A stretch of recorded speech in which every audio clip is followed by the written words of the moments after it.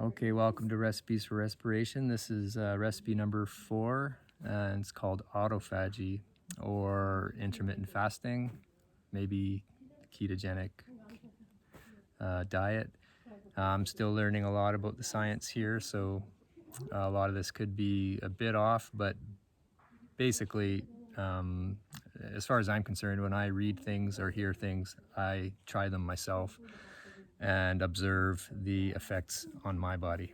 And I've been doing this for, I don't know, well over 5 years now, and it's exceptionally good for me. So I might get the science off a bit, but this is the gist. Basically, don't break fast. Don't do breakfast. You're breaking your fast until you've had your first bowel movement of the day. That's very important. And to me, it's obvious now, and I'm surprised. I was kind of shocked that I didn't notice this before. I just did what everybody did. I would eat food in the morning shortly after getting up and go about my day, and didn't think about bowel movements or what happened yesterday. So you don't want to be putting new food in, packed in on top of old food. You want to eliminate yesterday's food before you put in new food. You want to give your digestive system a little bit of respite, a little bit of break, breathing space between meals.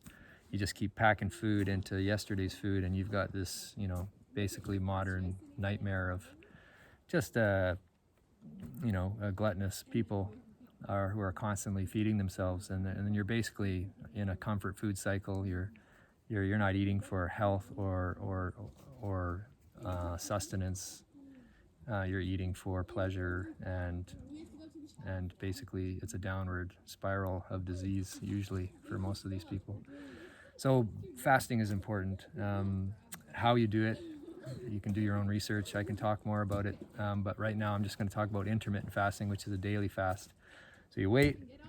You basically don't eat too late in the night. 7 o'clock is kind of the latest you want to eat, and it shouldn't be your biggest meal of the day. Your biggest meal of the day should be lunch. Smaller meal for dinner if you have to. If you're seriously training or you're really burning calories, then you can have another meal. But really, you'll find 1 meal a day, 2 meals a day is plenty, as long as they're healthy.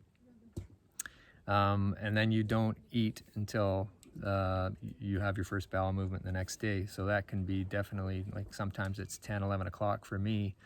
So that's over 12 hours of fasting that my body's had.